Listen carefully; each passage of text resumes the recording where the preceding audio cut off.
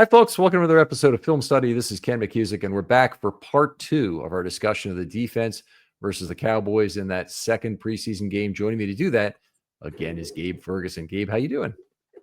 Hey, Ken. I'm doing great. Looking forward to talking a little bit more about this great defensive effort that the Ravens put out there. It was fun to watch, isn't it? It's there are certain games in the history of the Ravens. The win over the Steelers in the playoffs last year comes to mind immediately that I could watch 10 times, not get tired of it, over the, and certainly watch it like once a month if I want to just go to sleep, just because it will. But just, I don't know about you in sports, but it just puts me to sleep like that to watch certain games from history. Used to be kind of a warped way that the Ali Foreman fight, because I've watched it so many times, put me to sleep like that. I do find myself sometimes if I'm like at a hotel for some like work travel or something, and there's old games on NFL Network, I'll just have that in the background, and there's something about that just kind of like brings up memories and just kind of gets the brain working, and then just puts me to sleep. Yeah, like a lullaby. All right, let's talk. The first thing we want to talk about a little bit is some of the very tough roster decisions that are coming up for the Ravens on defense. The fifth outside linebacker position, we talked a little bit on the first vote, seems to be decided right now that Ajabo has made the roster. Now, it's interesting because my own personal view is that the Ravens have been kind of pumping up Ajabo unnecessarily. Probably, I would have thought to increase his trade value. Now, Adisa Isaac isn't going to be there for at least the start of the season, and they need Ajabo or another outside linebacker. And we talked about it a little bit in the first episode, but do you feel like it's completely decided, or do you feel like the Ravens now may entertain something outside the building? I think it's more likely that they would find somebody outside at this point. I think there's more likely they'll find somebody outside than stick with Ajabo. Yes. Wow. I do think that, because I just don't see the upside of Ajabo. And it's going to cost them, in terms of just salary cap and cash. But I don't think there's really any reason to hold on to Ajabo. In my opinion, he just hasn't shown enough. And the one sack he had in the first week was a free runner. Like I just haven't seen enough to think that a veteran out there like Clowney or someone of that ilk wouldn't be a better addition to the team at this point. So I would lean more likely that they bring in somebody. Okay. All right. I certainly think it's a possibility. I think also it's a possibility they'll just stick with Ajabo. It's in some ways it's the easy answer. If you want an outside the box thought, how about Malik Ham as a guy with a possibility, the versatility to play Sam, might give you more on special teams. He'd be somewhere in between Ajabo and Isaac in terms of his special teams ability. But I will say Ham is certainly a guy who practices special teams. So is Ajabo, by the way. But I think he can do more individual things to run down a football field and cover a punt, for example. I think that would be the potential reason to keep somebody like him for the special teams ability, because either Ajabo or someone like Clowney would offer that. But I think, if your fifth outside linebacker is mostly going to fit that role, then you can look internally. And maybe that could also be a practice squad elevation, frankly. So maybe you don't even need that player to be on the 53 and look at maybe an extra defensive tackle or an extra defensive back to kind of fill out the roster a little bit differently. But it's, to me, that Ajabo is still kind of like one of the last ones on the outside looking in. But I could definitely be wrong about that. Okay. Well, let's move over to nose tackle. Some really good depth in terms of. We talked a little bit on the first episode, and I thought that Jason Jones had 2 pretty good games in a row, 2+ games in a row, I'll say. Okoye had the best game of any of the defensive tackles in that first week, and then he had probably the worst game in the second week. And Jenkins has played very few snaps, but he's been fairly effective when he's been on the field. Any chance that the Ravens go for the less, and it would be a less expensive option to keep either Okoye or Jones on the field? It's not only less expensive for this year, but also the Ravens would have 4 years of effective team control on. I think it's more, if they do something like that, it'll be more of a long-term play. the reason would be because they want to have that player that they can, have under contract for 3 additional years. That's a huge advantage, especially from somebody who's undrafted. What they're paying them is very low, and especially someone who can be a serviceable kind of backup, that has a lot of value for the team. Obviously Jenkins is a 1-year player. I think he's 35. I mean, he's been around for a very long time, and he's useful, I think, in terms of like what he can do as a run defender, but he's not much more than that. And he's not like one of the best run defenders, in the league either. He's not like, I don't know, he's not Michael Pierce. Like we're not talking about someone who's that level of quality. So while he's a solid player, he's been around for a very long time, he's more of a fill-in than someone who's actually like an upside play. So if you have somebody who you feel can give some of those same advantages and also provide the upside, I don't see why you wouldn't do that. But it always depends on what you think of that player. Right. I think there's probably a smaller variance in the play of somebody like Jenkins, even at this year, even at advanced age, where I think normally you're taking a big risk and it's mostly on the downside with a player. The surprise they give you is generally going to be a -1 at age 36. Okay, so with a player like Okoye, though, I just from watching him play these first 2 games alone, I think there's a big variance in whether he could be good or bad, and that's not necessarily bad. In a backup player, you might want the high variance play. You might really appreciate that more in age-wise and whatnot. He'd be aging into some of his better years potentially. That could be good. Jones, same kind of thing, and I think we talked a little bit about this again on the first episode, but Jones has gotten in shape since he left Auburn. He looks like a guy who's more ready to play football and frankly more into it than he was at Auburn.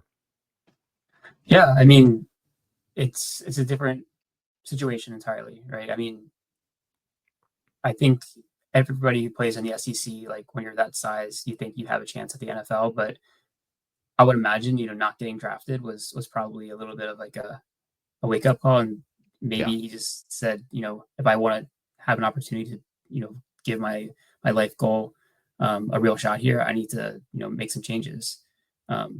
It's a completely different situation being at the top of the kind of mountain versus really having to work your way up and realizing how different it is. So if that's kind of what the path he's taken and changed his body and changed his work ethic, I don't know if any of that's true or not in terms of like the work ethic, but he went from a player who was overlooked by 32 teams 7 different times, and now he's someone who has flashed real potential, I think, and to me that speaks volumes, and I think it's something that I'm sure that the Ravens organization is really taking a long look at. So that to me is one of the bigger questions, I think, in terms of the final roster construction.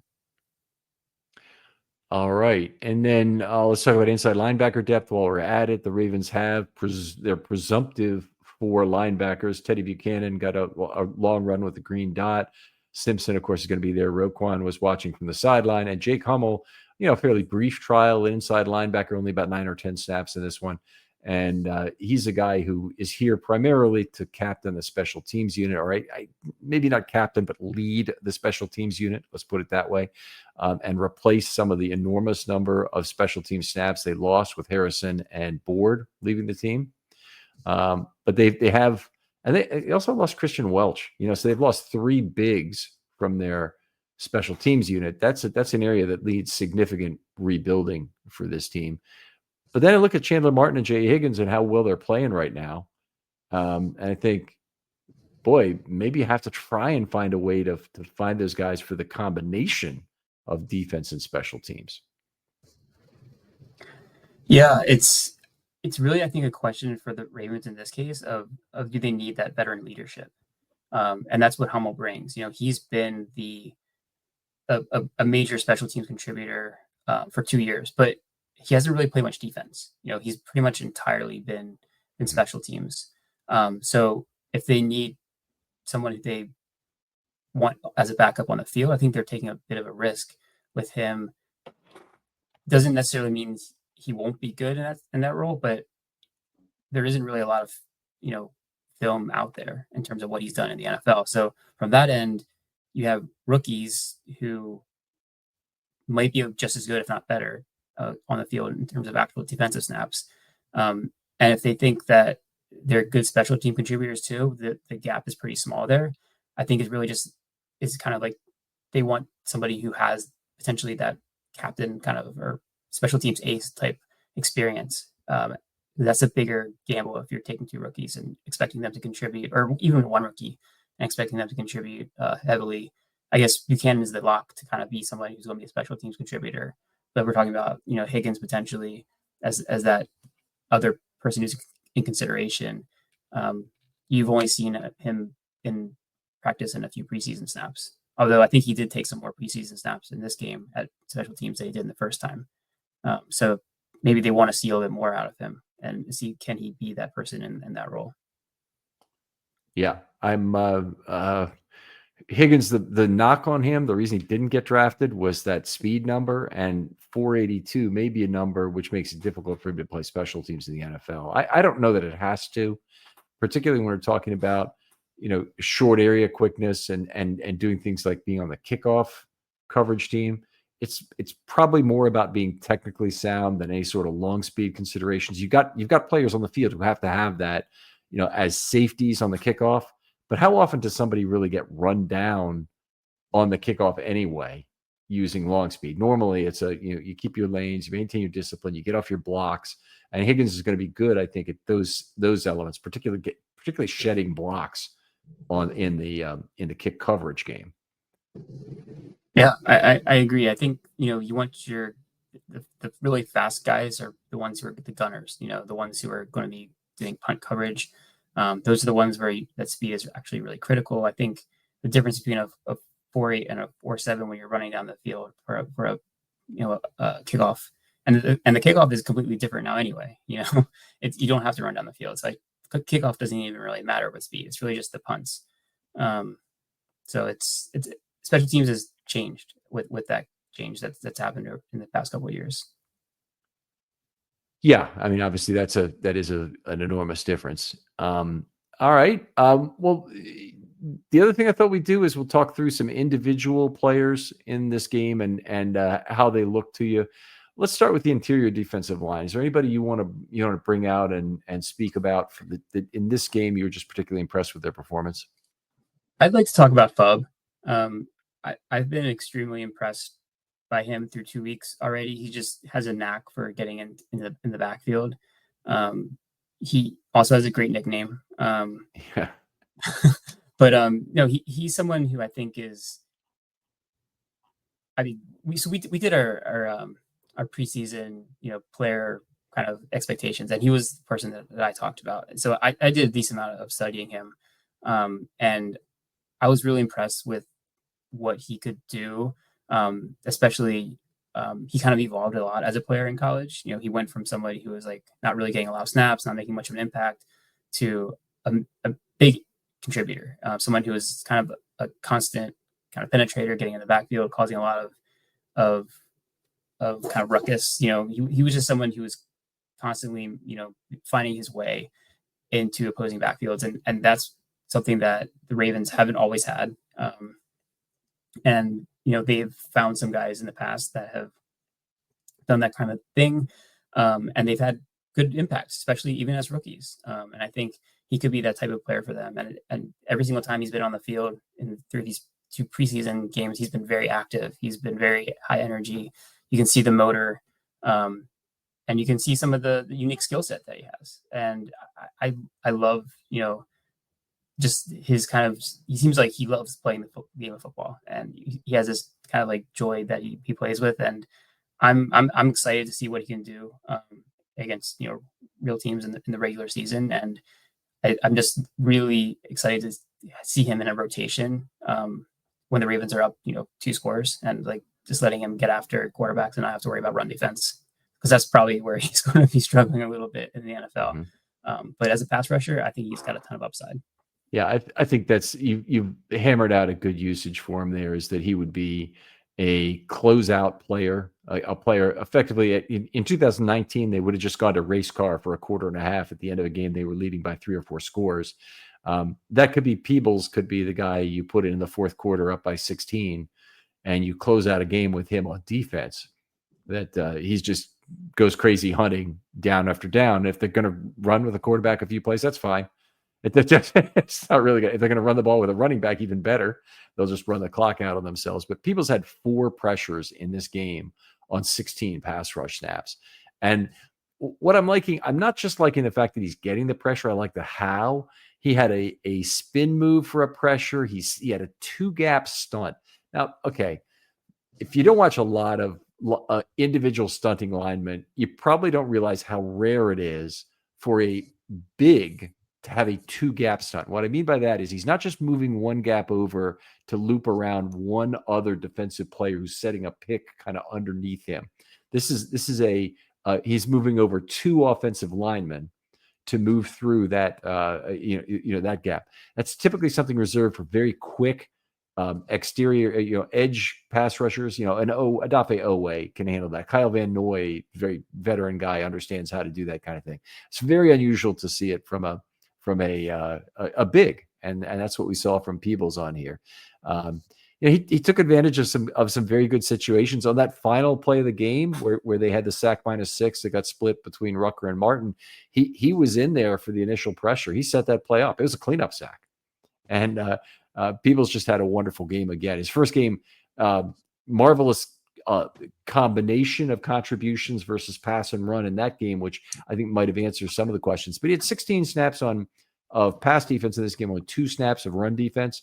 And there have been some people who've said, "Oh, well, what's he proved with this kind of a game? Because if he can't play on early downs, he's certainly not going to replace Matabike on passing downs." And I think you nailed it in terms of where he might aggregate to a lot of passing down snaps, because I think he's a guy you can have in there as a 1 tech or a head up 2 in situations where you want to go after the passer down after down. Yeah, and I would also note that Zach Ware, he likes to do interesting things up front. We saw a decent amount of reps from Matabike on the edge last year. So you could potentially have, Matabike, Jones, and some of like Peoples on the field at the same time as 3 defensive linemen.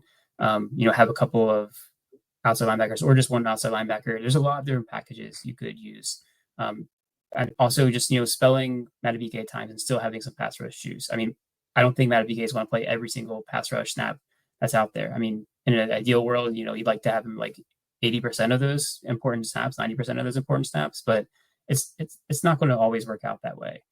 So you want to have somebody that can be out there that maybe gives a little bit more juice in the pass rush than like a Broderick Washington, for instance. Yeah, I'm with you.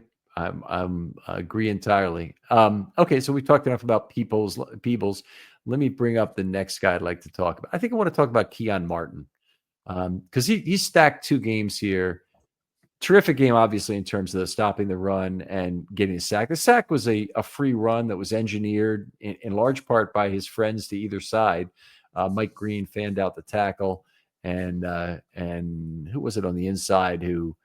There was another player on the inside who basically held up the right guard for him to take that B gap route directly on the quarterback, and he didn't get noticed in so doing. But it was also the passing game. He was terrific there as well, and he gave up a 2-yard pass was the only one he gave up in this game, and it was just a 2+0 by the left sideline where he made a quick tackle. Did have an illegal contact penalty. That was unfortunate, but his night was terrific. And he's now stacked 2 preseason games where he played a lot of snaps.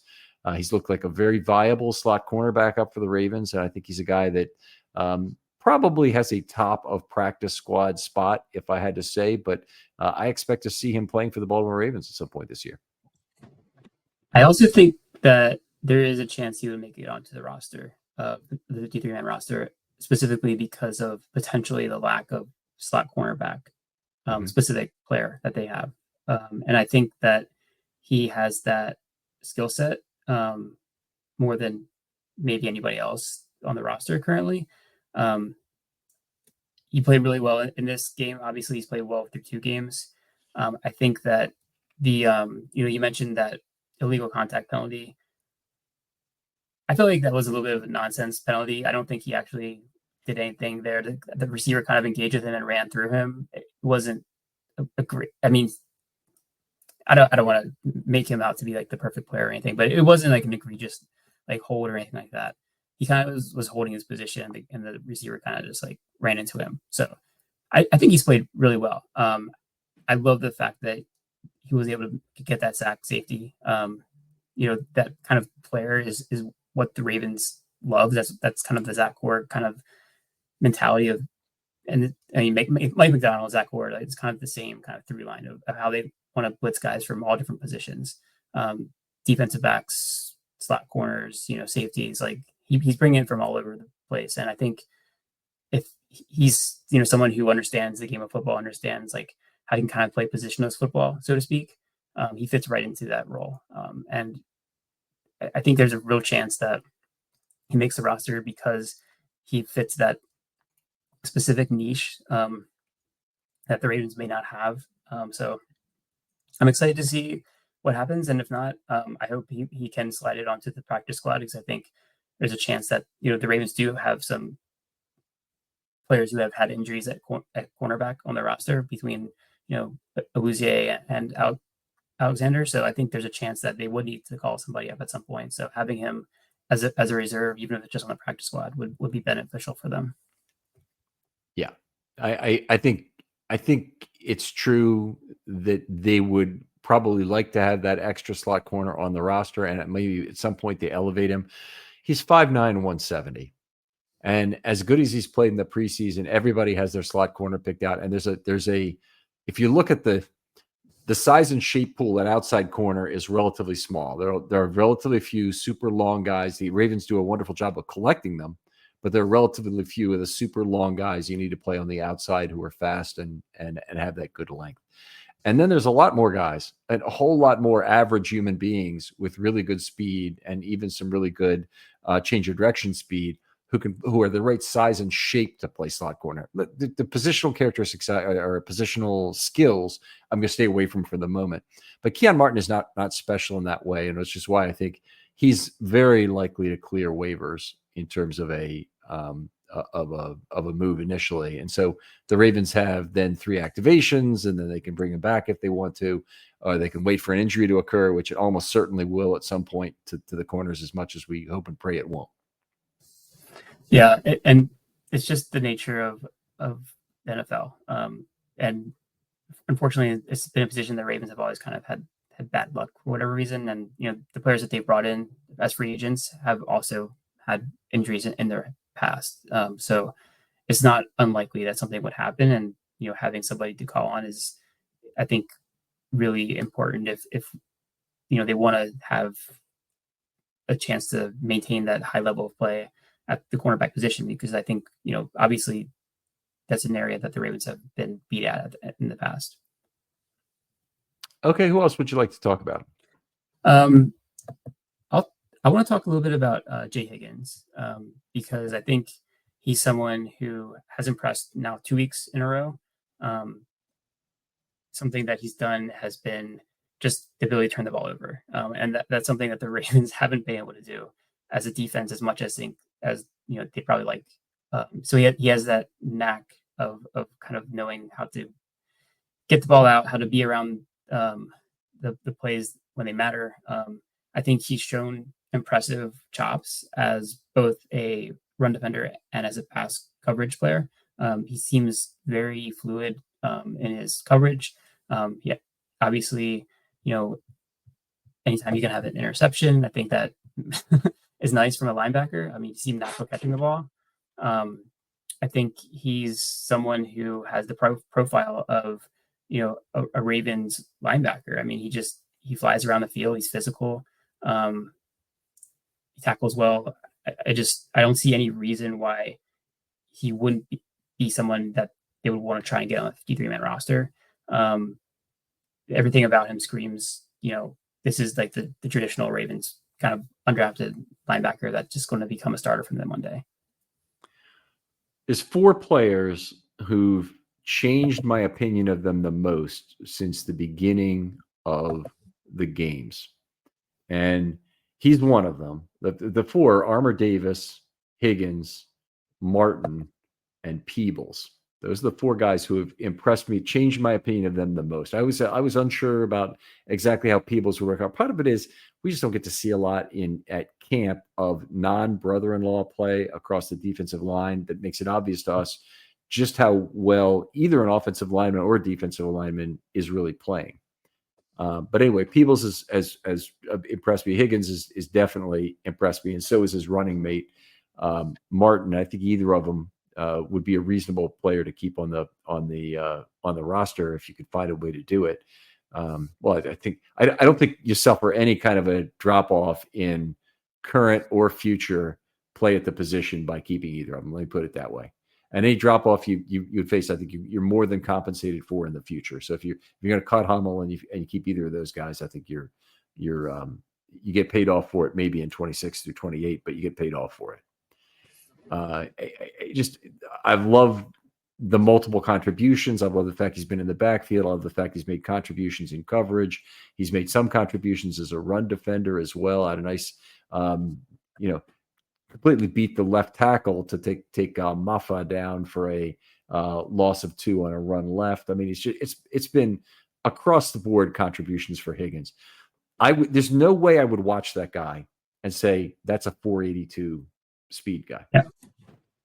Yeah, he plays faster than that for sure. And I think and we've talked about this in the first half when we're talking about the safety, about the mental ability of the safety position. I think that's also true about the linebacker position. I think it is very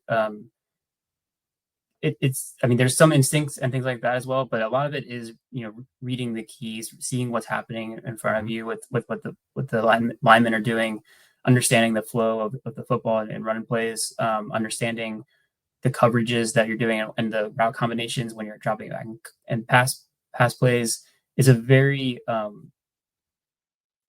thought intensive and reaction intensive position. And you're basically obviously in the middle of the field and you have everything going on around you. If you have that ability to process quickly and see things that are happening, sometimes just that split second of knowing what you're supposed to be doing makes up for a tenth of a second difference in your speed, because you're at the place where you should be faster than somebody who may be like a Patrick Queen, who's runs a 4.4, but he might be running in the wrong direction, or he might be overrunning the play. I don't know where I'm going, but I'm making great time. So just that instinctiveness and that mental capacity to see what you're doing and read and react. That's what the linebacker position is. And he plays fast, and if anything, he's not that big. I think he's not a huge player, but I think, for NFL linebacker, that's the size that most of them are these days. So, I love him. I really hope that he finds a way on the roster. Yeah. All right. So you brought up Higgins. I'll bring up Ruben Lowry. I think we have to talk about him. Amazingly, despite the fact that he just had a fantastic game that should, propel him to a roster spot, I have him just one notch below. He's a +2 instead of all for the four guys I mentioned are a +3, but he's a +2 in 2 games so far. I thought his game with the first one was okay. He made some plays. He missed a tackle. The second game, he still missed a tackle, but he made a bunch of plays. And that it wasn't just the interception. That was it a room service interception? It wasn't a terribly difficult interception. Rod Woodson says it's one of the easiest he'll ever get because Rod Woodson is an expert at tracking the football in the air. That's an easy interception for Rod Woodson. There's a lot of other safeties who have a lot of trouble backpedaling on the ball to find that exact spot well. But in any case, he made the play. That looked great. Looked good for a slot corner moving back there to do that.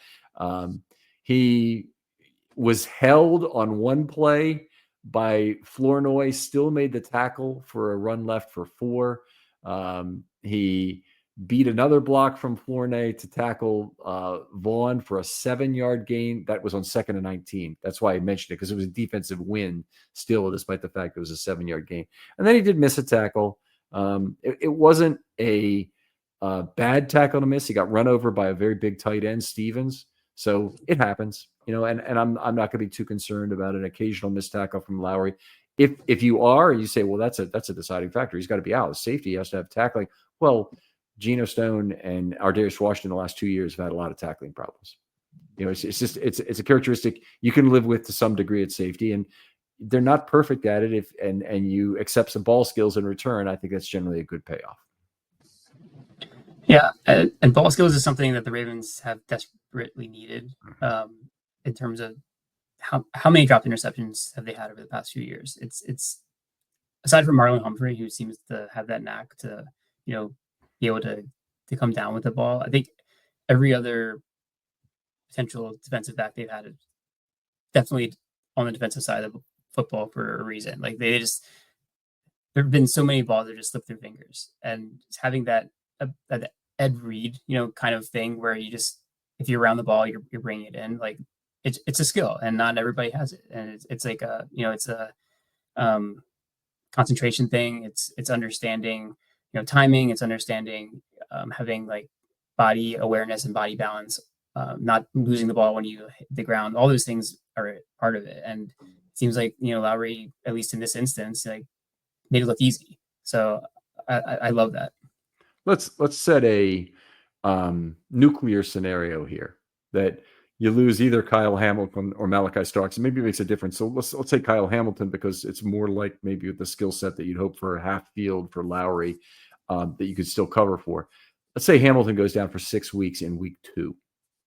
Do you turn to Sanusi Kane at the position now, or do you try and see what Lowry has, knowing it's an extended period for which he's going to be out? And where were you in your thinking on that? That's a tough one. I think in terms of the versatility that I've seen from Lowry, and trying to you can't really match Hamilton and what he can do because he's kind of a one-of-one type player. But in terms of what I've seen from them, I've seen more from Lowry in terms of his positional flexibility and his ability to kind of play, the deep safety, play in the box, play in the slot. I feel like he just has more of a knack for playmaking than what I've seen from Kane. So I would probably lean Lowry. I don't know if that's the way the coaching staff would look, but and I think Kane he's more of a kind of a traditional kind of split safety type player, and frankly we haven't really seen a lot of live snaps from him in terms of him making a lot of plays on the ball. I haven't seen that personally in preseason or in the games he played last year. I've seen more playmaking from Lowry. He has done, to all fairness of Kane, he did separate himself from the other safeties by making some plays in camp. He hasn't been perfect by any stretch, but he has made a few plays on the football, which has been nice to see. Lowry has made some too, and Lowry's also been beat some in practice, to be entirely fair about the situation. But I'm now right on the fence in terms of which one I do, and I think the Ravens coaches might be right on the fence in terms of who they really believe is the better choice. But I think it'd be such a difficult conversation to have with Sanusi Kane at this point, after he's kind of been built up to be the third safety from what he's done in camp and all the way through OTAs to get here now. And they haven't brought in You ever have one of those days where everything's off? Well, Mood can help with that. And let me tell you about Mood. It's the online cannabis brand that is changing the way we handle everything, from stress to sleepless nights, with functional gummies that are 100% federally legal cannabis. Mood launched to make cannabis affordable, accessible, and transparent, while at the same time supporting American farmers growing premium hemp on small pesticide-free farms. Their gummies are next level. Seriously, I've tried a few, and each one feels totally different. The Sleepy Time gummies, out like a light, immediately asleep. The Epic Euphoria, it's perfect when you just need a reset to feel good again. What makes them unique? Mood combines THC with herbs and adaptogens, so you get real targeted effects. You're not going to find this in your typical dispensary. And here's the best part. Mood ships discreetly to most states, offers a 100-day satisfaction guarantee, and right now you get 20% off your first order with the promo code RAVEN. Just head to mood.com. Find your perfect gummy and use the code RAVENS at checkout to save 20%. An outside veteran safety, in part because they were hoping Kane would grow into that role, and now maybe Lowry's better. And it just becomes a difficult conversation to have. So maybe it's the case where Kane gets a shot for 2 weeks, and if it doesn't work out, they go to Lowry. Yeah, it could be just because Kane's been in the system longer, and there's more trust there, and especially if there was an unfortunate injury that happened early in the season, I could see that being the scenario. But I do think Lowry kind of offers more flexibility, a la what Hamilton does. Although it would obviously, like I said, not be exactly or close to what Hamilton provides, just in terms of his insane playmaking ability. But you'd like to have somebody who could move all around the field. Let's do one more player each. Who's your next guy? We talked a little bit about him in the first half, but I'd like to bring Mike Green up again, just because I feel like he's probably been one of the other stars of the Ravens defense throughout the preseason, and just kind of highlight what he's done.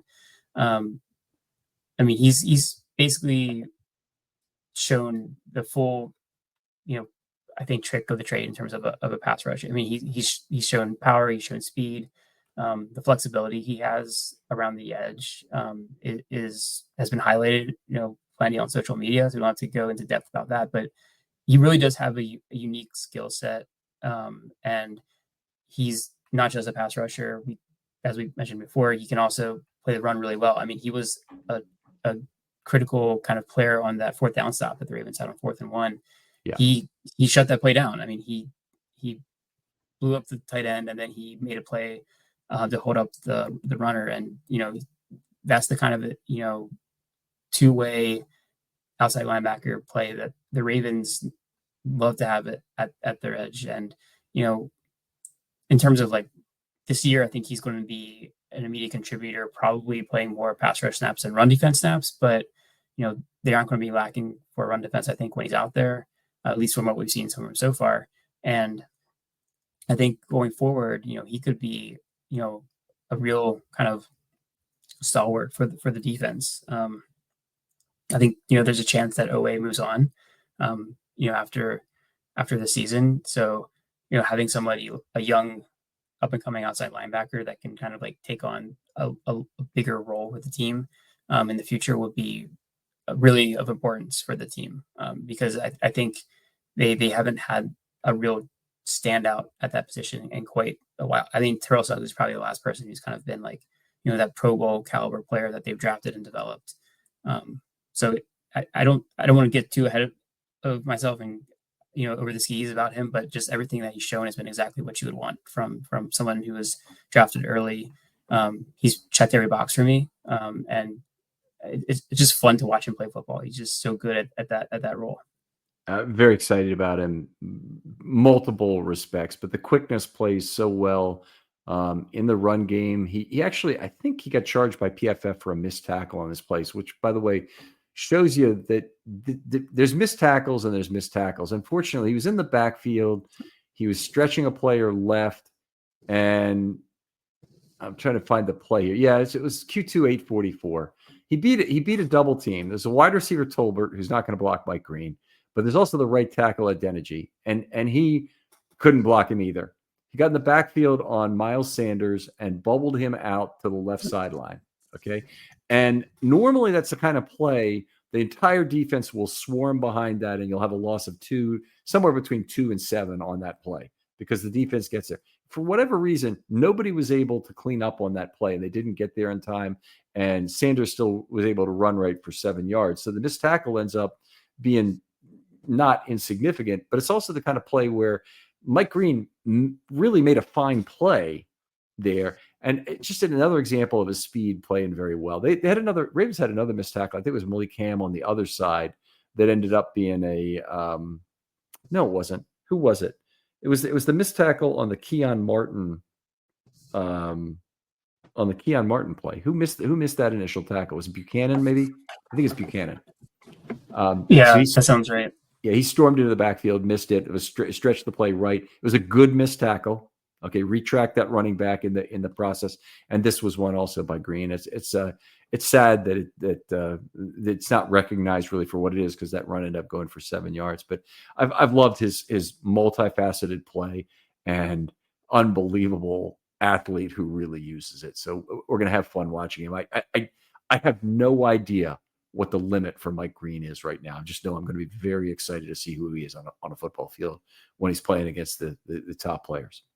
Yeah, 100% agree with that. And I think he's going to be one of the keys to this defense kind of continuing that level of play that we've seen from them over the past couple of years when they've been at their best.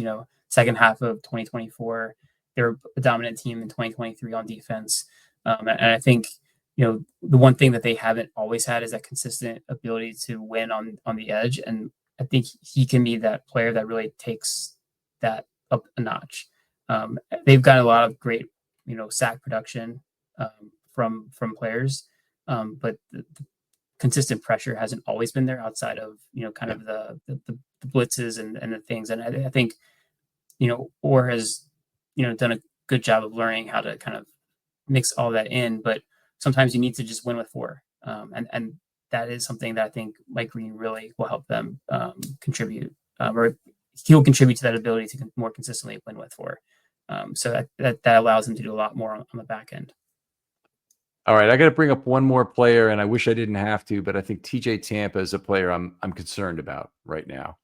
Played a lot of snaps, and when you play a lot of snaps in the preseason, that's a gift and a curse. He played 80 snaps in the first game, played the entire game.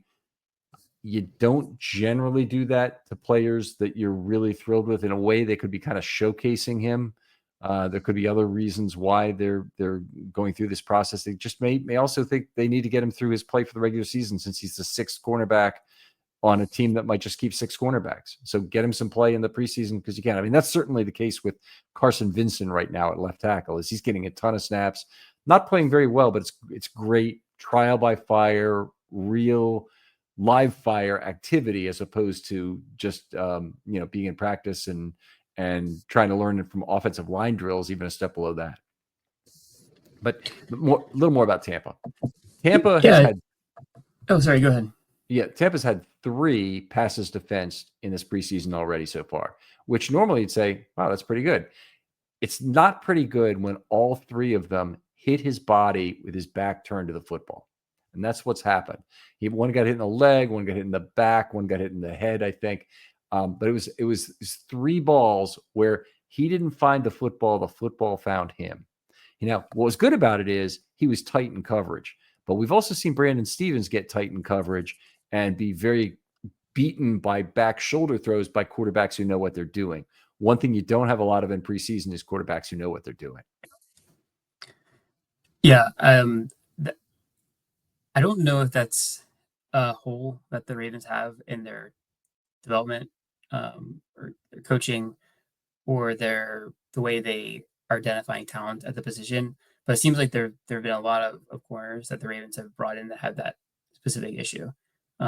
So maybe they look for specific traits when they're drafting players, and that ability to like kind of turn, locate the ball is not something that they emphasize over other things.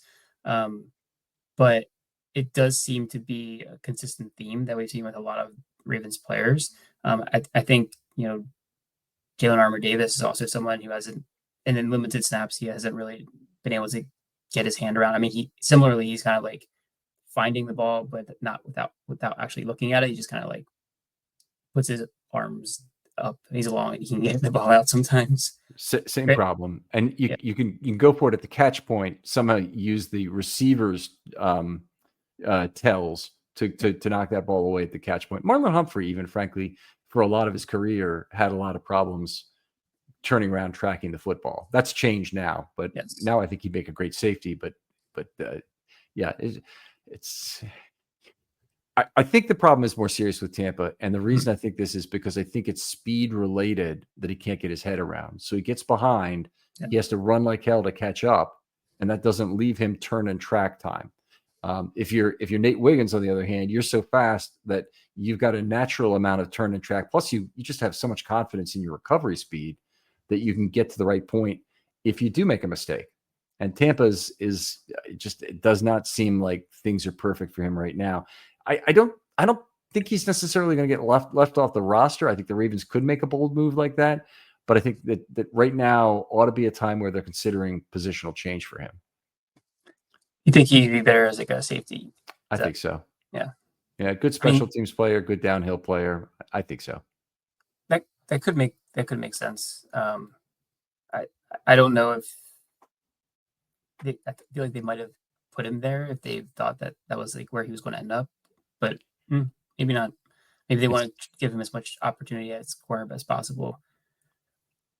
Yeah, I don't think there's necessarily been enough time for them to give up. There are players who make to the major leagues, make to the NFL, like Daryl Worley, who they put at safety immediately because of his speed, and he was a corner in college.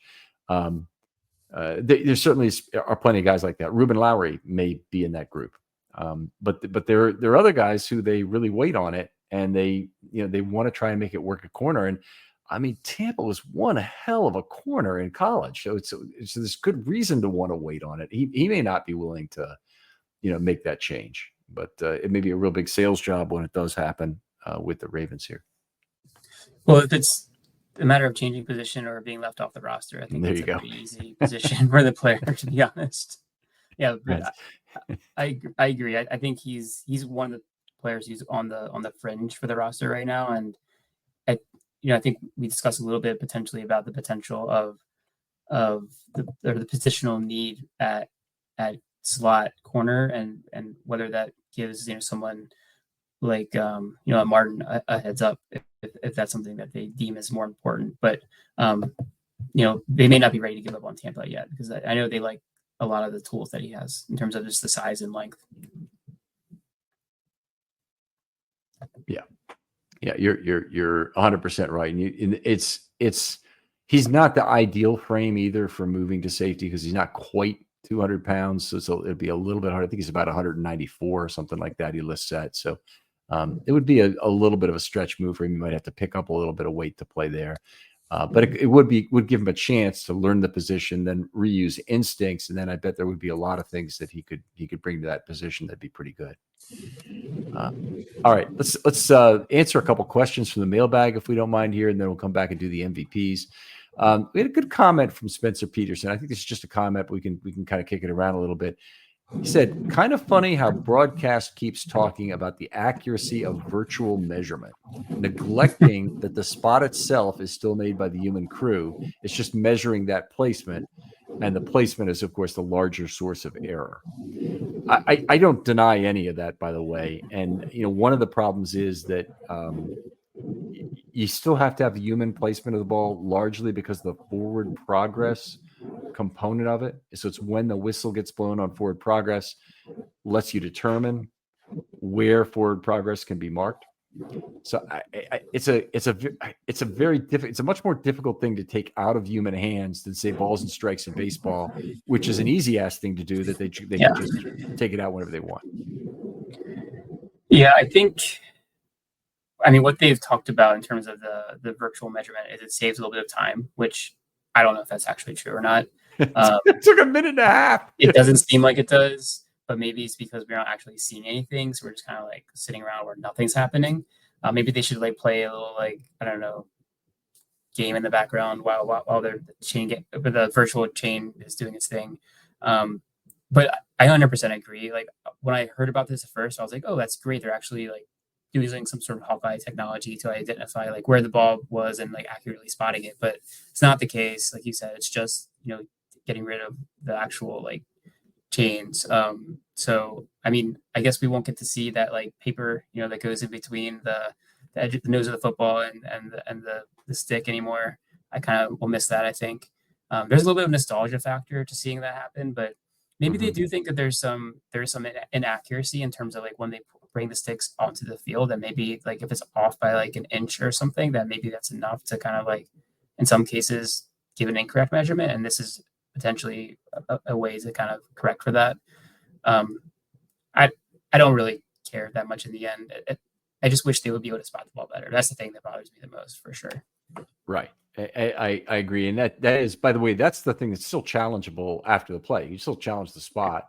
and get that put down. So it's at least that part is not going away. And it's just interesting that, they had one that was fairly close and they had one that was like 15 inches. One was half a football, I guess they made it by. And the other one, Dallas, was like 15 inches short, and they still used the Hawkeye system, and it took, a minute and a half to get there. So anyway, good comment there, Spencer. Appreciate that. We got another good question here that I want to make sure we get to, and that's from the real Dr. T. Dr. T. That's good.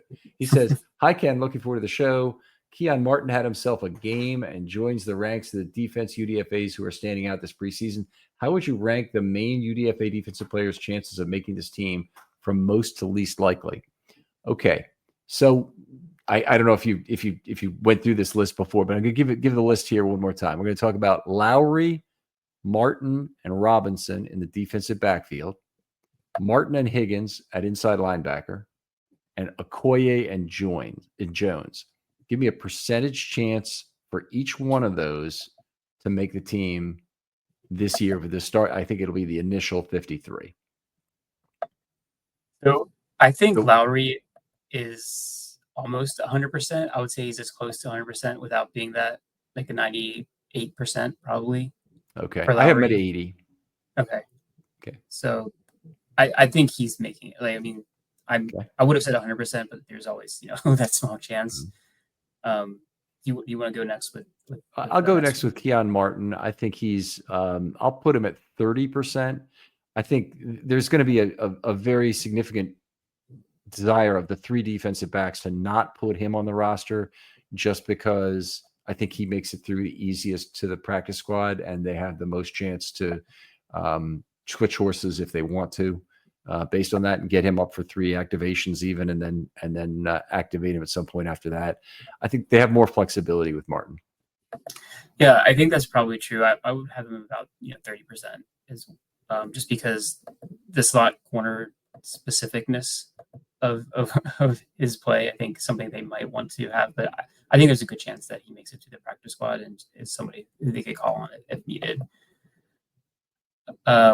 Marquise Robinson, yeah, I have 10% chance. Seems like a long shot, but it's they seem like they like what they have with him potentially, but I think because he's an outside corner and the Ravens have more depth there, it will be really hard for him to make it over the other players.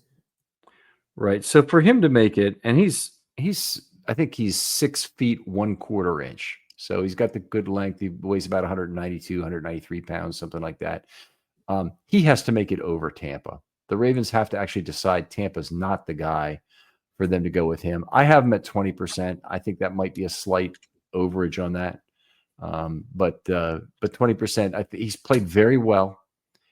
He's a guy who might possibly be claimed if they let him go, but probably not be. But because he's a bigger standard frame outside corner with speed, he's a bigger chance to lose him on the initial cutdown day than, say, Keon Martin, who's a small slot corner where there are a lot more human beings with that size and shape. Yep, I think that makes sense. You want to do Chandler Martin first or Jay Higgins? Either one. I'll go with Jay Higgins just because I've talked about him already. To me, he's probably right around 50%. I would like for that number to be higher, but I think it depends on some of the other positions potentially. If they could keep 5 inside linebackers, I don't know if that's a choice that they'll make. I don't know if they would choose him or keep him instead of Hummel. I think that's his likeliest chance to get there if they decide to cut Hummel. But then he also has to outcompete Martin, and they both play really well. So they have to decide which one they like more. I mean, I think Higgins probably has a slight leg up, just in terms of what he's done in terms of playmaking in the games. But I would give him 50% and hope that he somehow makes it onto the 53. Okay, and I'll cheat and I'll do the next 2 together, or I'll explain myself on the next 2 selections together. I think the chance that they move on from Hummel is under 50%. But I do think there's a slight residual chance that they might decide they'll keep only 10 defensive backs and keep one extra linebacker. So between the two of those, I give a total of 0.5 additional positions between the combination of Hummel getting cut and an extra. You understand exactly what I'm saying, but I think I have to explain it to a little more degree. Plus the residual chance that they don't go with 11 in the defensive backfield. That would leave me 35 for Higgins and 15 for Martin. Is how I would divide it out. Higgins has been the more effective playmaker. I think Martin actually might have a skill set that assimilates better to special teams, and they may say this is a special teams thing. Then again, they may say we'll lose Higgins if we don't do it. So could go either way.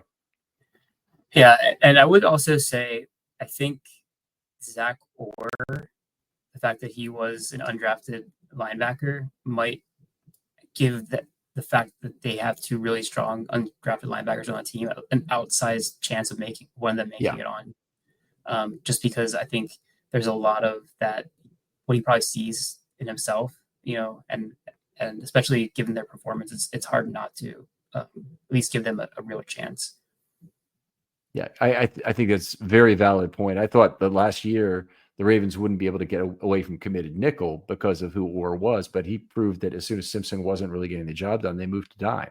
Yeah, and I think he could look at that and say, I think the gamble that Orr would be making is to basically say, look, I don't want just 1 year. Hummel's a fine player. He can do some of the things we want at linebacker, but he's only also going to be and on special teams, but he's only going to be here for 1 year. These guys are going to be here for 4 years, the one we keep. And so let's make sure, we keep somebody who's going to help the team for multiple years. And Higgins will have more value. I could see Orr making a impassioned argument of that type to try and get his guy onto the 53. Yeah. What I'd love to be a fly on the wall to see those conversations about how they make these cut down choices. I mean, it's got to be so tough on everybody. But it would be interesting to see the cases that are made. So the last two are Okoye and Jason Jones. Why don't we just follow the same format? Give me the 2 percentages on those two, knowing probably what that means, right? Yeah, I think based off of previously what we discussed in terms of their position and kind of like what the Ravens have at defensive tackle right now, I would give a slight lean towards Jones, just because I think he has a little bit more size and he's frankly probably played a little bit better in terms of what they want in that run stuffing nose tackle position. I still think it's a pretty small chance, so I'm going to say 20% for Jones and probably like a maybe 10% for Okoye. But his play in the last preseason game, I think, kind of made it very small for Okoye to actually make it onto the roster. Okay, I'll have it at 15 each. I think Okoye could give us another spectacularly high performance in this next game that would have outsized value as to what his ceiling is. So I'd put them both at about equal. I'm not sure there's as much of a 30% chance that they'll cut Jenkins. There might be, but they may also decide, at least temporarily, they can go with a 6th defensive lineman instead of an extra defensive back and an extra linebacker. I don't honestly see that happening, but they could do that. So most of the 30% total I have that we both have ascribed to that position has to come from Jenkins actually being cut. Yeah. And I could see it happening just because of his age and the limited upside they have there.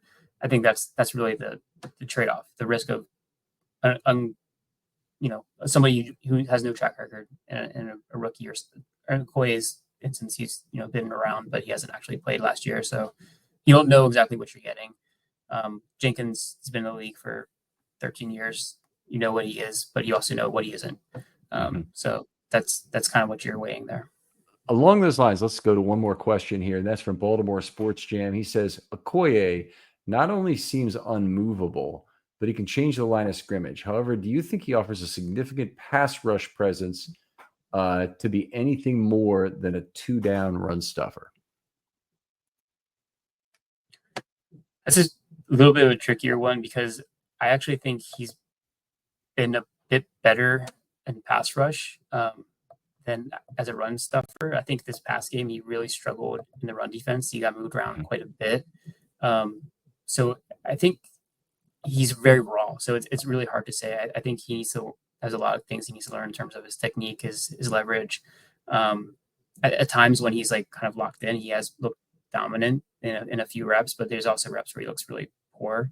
But I do think he has the upside for the pass rush. If that's the main question there, I think he can do that with the size and kind of like the just the physical ability he has, but he has a long way of going in terms of developing a consistent technique. I think that's his big issue right now.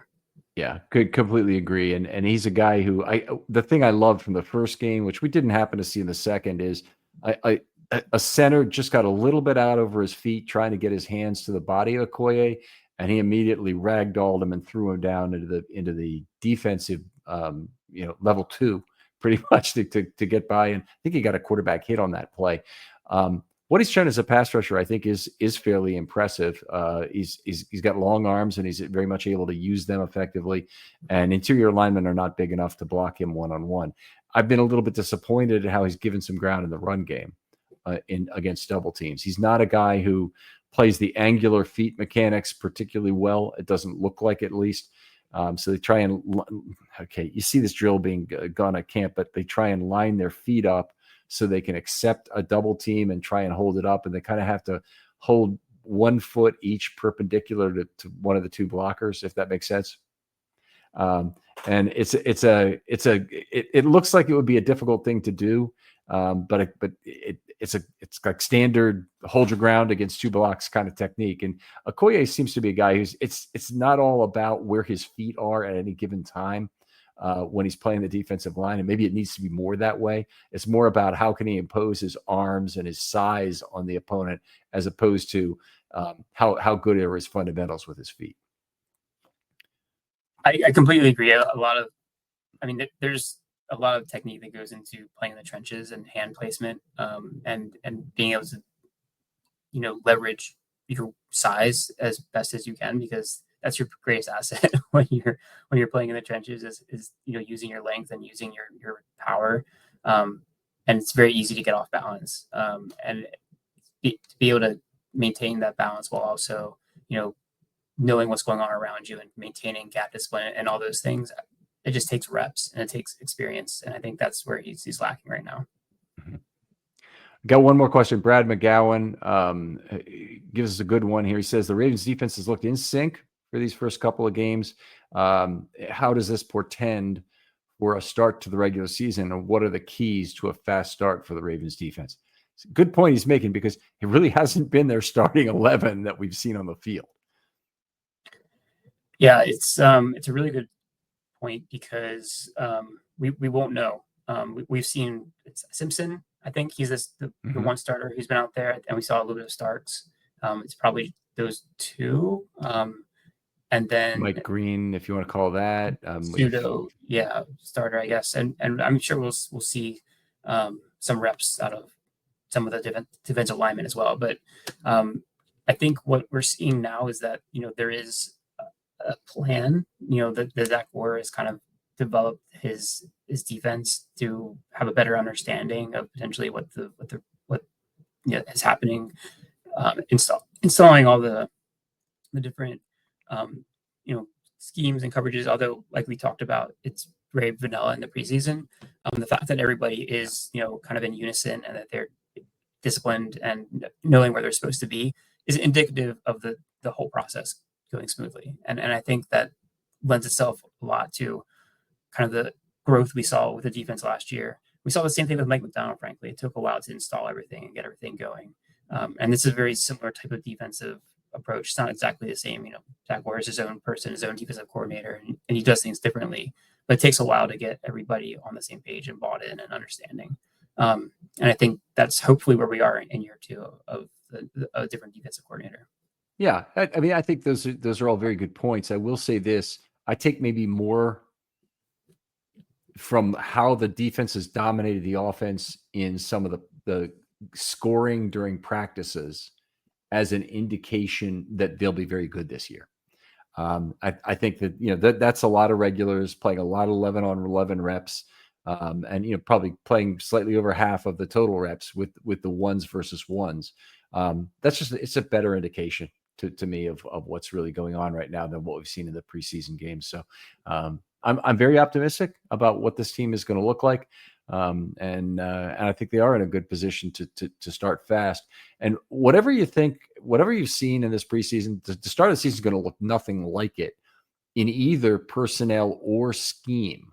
So we're going to see all the things, all the package differences will come out in game. Well, a whole bunch of them will come out in the very first game against Buffalo because it's a tough opponent. And they'll use even more complex blitzes that they haven't tried so far in the preseason. They're going to, have packages that they haven't shown because they haven't shown anything in terms of any kind of a complex or nuanced package in terms of what they put on the field so far on defense. It's going to be a lot of fun. It's like I say, with any new defensive coordinator, it's like opening Christmas presents when you finally see what they like to do on defense in that first week of the regular season. With Orr, he's been around, so we have maybe a better idea of what's coming. But I mean, the Ravens used a lot of different defensive packages. I should do a show just on that, of all the packages they used last year for different personnel. And it's a substantial number. And just specifically about week one, obviously, the last time the Ravens were on the field was against the Bills. And one of the things that happened in that game was the Bills kind of ran on the Ravens quite effectively. And I'm curious to see how this 2025 Ravens defense looks if the Bills try and take that same approach. Obviously, the conditions of the game are going to be a lot different. It's not going to be snowing and probably 25-degree winds and whatnot. But the Bills last year kind of made a change in how they started, working as an offense, and they leaned into the run game a lot more. They used a lot more heavy personnel packages. So I'm just curious to see how the Ravens kind of go about that, cat and mouse game. Because obviously, the Bills have a very good quarterback too. And you want to be able to shut him down as well. So it'll be interesting to see what they come out with. All right, Gabe, it's such a pleasure to talk football with you. Glad we could make time for this. Tell folks where they can talk football with you online. Yeah, thanks for having me on the show again, Ken. Always love talking football. I'm on Twitter or X, whatever you want to call it now, at Gabe Fergie. Also on Blue Sky, the same at Gabe Fergie. I post more so on Twitter. Try to kind of see what's happening in both, and be able to get as much reach as possible there. But now that the football season is in full swing, I'm really looking forward to kind of being able to have conversations with people and talk about what the Ravens are doing, interesting things, personnel wise, play wise. It's always a lot of fun, and I'm excited for this season. I think it's going to be a really fun one. So if you want to reach out on Twitter, feel free. I'd love to talk about Ravens football. All right. Other folks out there, I did mention after the first episode, I'm looking for folks to do a concerns series. If you have a concern about the 2025 Ravens entering the season, hit me up with a DM on Twitter and we'll see if it's worth doing a show on. I'd love to hear from as many different people as possible on exactly this topic. Did the show last year. It's one of the most fun things to do of the whole year. And boy, are people pulling out the 40X jeweler's loop here to find out, what's wrong with this Ravens team. And I do kind of love that. Gabe, thanks again for coming on. Thanks, Ken. It's always a pleasure. And we'll talk to you next time on Film Study.